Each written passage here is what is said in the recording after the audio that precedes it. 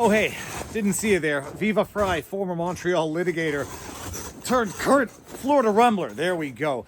Someone took my jacket, and although I could have found a less ugly jacket to wear in the interim, I like this one. Purple was my grandmother's favorite color. All right, some follow-ups in the Minnesota fraud scandal as exposed by Nick Shirley. Everything I said was going to happen has now started happening. They're trying to nitpick at Nick Shirley's reporting to show that he was there not during regular office hours. This is in the context of the Minnesota daycare fraud. Tens of billions of dollars scammed out of Somali-owned, run daycares that were getting subsidies while not providing actual daycare services. And I said they were going to try to discredit Nick Shirley's work by pointing out things that might actually turn out to be inaccurate, or potentially he got something wrong. Oh, he was there before the opening hours of a daycare, which was only open from 2 p.m. to 10 p.m. because it was an after-hours daycare. So they've started to try to do that.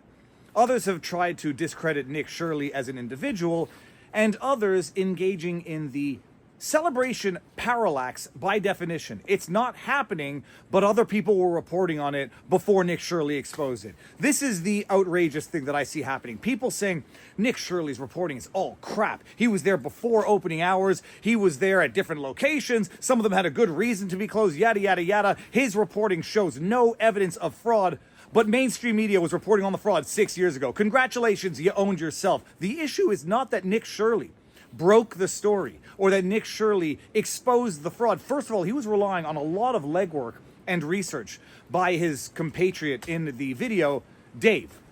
He was actually just putting it together in an easily digestible, very visual, visceral manner, and that's what content creators, YouTubers, people who make videos do. That's what documentaries are. To some extent, you go do the research. To some extent, you rely on the research of others. And then you put it together in a compelling manner. And the documentary itself becomes the piece of art through which the truth is exposed. Nick Shirley didn't expose the fraud. Nobody's suggesting that. But my goodness, did he put it on blast to the point where it got a retweet from J.D. Vance. And it is now mainstream news, and things are going to start happening. His exposing the fraud was so good, actually, it got the current DOJ to come out and say, yeah, Nick Shirley did a good job putting this on blast. Thank you very much. But we've been on this for years. Why, just this year, we secured the convictions of a number of the fraudsters. There have been 97 indictments, 72 convictions, yada, yada, yada. This was an actual tweet from Pam Bondi, the current Attorney General of the Department of Justice of these United States of America. She came out and said, good work, Nick Shirley, good journalism, but we've been on this. We actually just secured the sentences, and these are lengthy sentences. Hoorah. I have been observing that I feel like I'm taking crazy pills. And by the way I look, I might very well be taking crazy pills. It doesn't mean I'm not right. Just because you're paranoid, it doesn't mean people aren't following you. I'm like, DOJ Pam Bondi comes out and says, look at all these names that we've indicted, tried, convicted, and sentenced. And I'm like, all of the names that you mentioned in your tweet, Mohammed Noor and a slew of other names, they were indicted in 2022. They were convicted in 2024 under the Biden corrupt DOJ. Their sentences may have occurred now, but that was the last stage of the indictment, investigations, trials, convictions. Then you get to sentencing. And what's amazing is seeing people come out of the woodwork. I won't name any names in particular, shipwrecked crew, saying, oh my God, Viva, you're such an idiot. They've been doing great work on tackling fraud. Here are all the people they've charged, X, Y, and Z. I'm like, first of all, saying that what Pam Bondi said actually made reference to people who were arrested, indicted, and tried under the former Biden DOJ is not to say that the current DOJ is doing nothing on this. One thing that is patently clear, it seems that Kash Patel took note of Nick Shirley's expose and either wanted to assure the world that they are on it or make sure to get on it real fast. And it can be a little bit of column A and a little bit of column B, because right now you have the DOJ, FBI priding themselves on the amount of people now hitting the road to tackle the fraud in Minnesota. But when I noted that Pam Bondi was referencing people who were convicted under the prior DOJ, under the Biden DOJ, that doesn't suggest that they're not doing nothing here, but it does suggest that they might try to be taking credit for work that was done under the prior DOJ in an attempt to save face at what might be a lack of swiftness or a lack of attention to this now that it has blown up and reached the mainstream. The people that were convicted under Biden, this was my operating theory all along. Some people are going to say, Viva, you didn't know about this. Nobody knew about it, but they did it. First of all, I did know about it. I mean, it's the reason why I felt like I was taking crazy pills watching Pam Bondi say we secured the sentencing, which is a very weird thing to say, of a man convicted in 2024 for an indictment in 2022. I was aware of it. The reason why the mainstream wasn't aware of it fits into my theory of the case, which is that the Biden's prosecution of the sprawling, almost limitless Somalian fraud in Minnesota was the cover-up itself. You do the prosecutions of the bare minimum. You don't put out any big press releases. You don't get the mainstream legacy media involved in the story because you're trying to basically do what needs to be done, obviously, as quietly as possible without embarrassing your sweetheart Tim Walz, Democrat governor of Minnesota, without exposing the fact for the eyes of everyone, as Nick Shirley did, of the breadth, scope of this corruption that exceeds one party in particular. You think this is only going on in Democrat Minnesota, you'd be wrong. But the Biden prosecution of this, quiet, discreet, was the cover-up. Much in the same way I sincerely believe that the prosecution of P. Diddy was the cover-up. The charges against Eric Adams might have been the cover-up. Sometimes the prosecution is the cover-up because you can control the damage that is being done. They get to say, yes, we went after the fraudsters. We're not a totally useless DOJ under Biden. Corrupt to the core, weaponized to the core, we might be. But look, we even went after some Democrat fraud in Democrat Minnesota. But the mainstream media not getting into that story, not putting it on blast.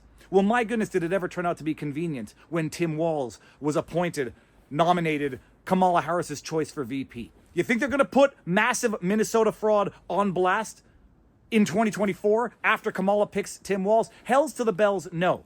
So the fact of the matter is the old Biden DOJ did in fact charge, convict some.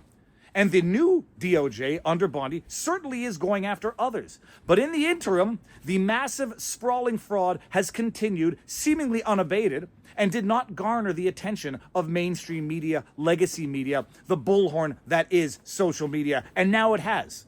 And now that it has, you've got to have the Pam Bondi, the Kash Patel say, oh, we're on it, we're taking it seriously, to the point where it seems that Pam Bondi might be potentially, if I'm being charitable and gracious, might be potentially inadvertently gaslighting the general public into thinking that her DOJ has secured convictions, secured charges, indicted people involved in this fraud, when in reality, they got the sentence in 2025. That was because of a conviction that occurred in 2024. And, not going to mention any names, shipwrecked crew, Amy Brock and the other guy there, Saeed, who were convicted because they had their trial in 2025.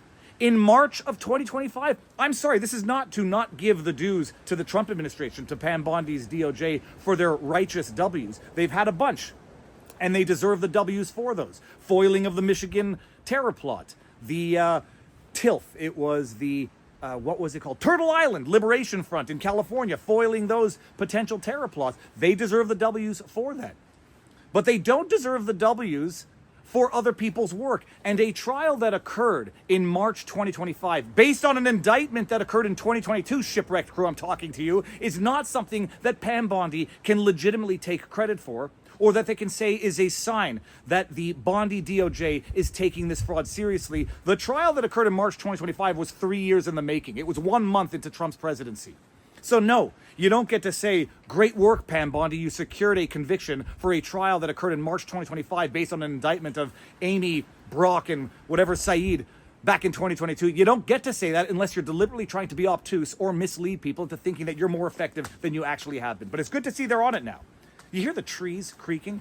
Like, it's so cold in Canada. You hear the trees creaking. They blow with the wind and they make cracking noise because they've got frozen water in them. I'll tell you one thing, this jacket is actually quite warm. That's the update. If you like what I do, you know what to do. Like, share, subscribe, hit the notification bell, drop a comment in the comment section below. Not to say that CommieTube is suppressing the growth of my channel. I think they might be, but it might also be because I'm doing talkie videos in a purple fluffy jacket in the forest in the middle of winter. Who knows? But I will not see you again until the New Year's. So, actually, that's not true. At the time of shooting this, I'm going to go live with Ivan Raiklin this afternoon talking about the January 6th pipe bomber and the updates on the preliminary hearing that occurred yesterday. We're going to talk about that. But if I don't see you before the New Year, Happy New Year. Godspeed, God bless, nothing but health and happiness in 2026. They say health, wealth, and happiness, but I am now thoroughly convinced if you have your health, you have your wealth. So that's what you need. Health and happiness in the new year. Godspeed. Keep it up, peeps. Booyah. Viva. Out. So freaking cool.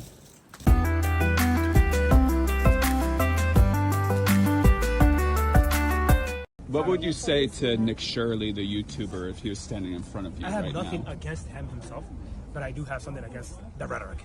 It's if you're gonna be a journalist, just have a moral compass. Like, do what you do correctly.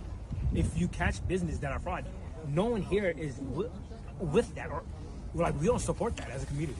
I don't support that myself. I was born and raised here. I'm not for fraud. Like the notion that, hey, a certain batch of somebody got caught, so all of them support it. It's like, no one. If in any community, any mishaps that happen, the rest of the community obviously doesn't want that to happen. It's a stain on all of our names, as you guys can see. We don't want that to happen. We don't take part in that. We don't like that. We don't want that in our communities. But just to say, hey, a certain company got caught, so they must all do it, and I feel like that's what he's doing. I'm not a fan of it. 2 to 10 p.m. may not be your typical daycare hours, so can you explain why it is that you operate during these hours? The reason for that is we're after school hours.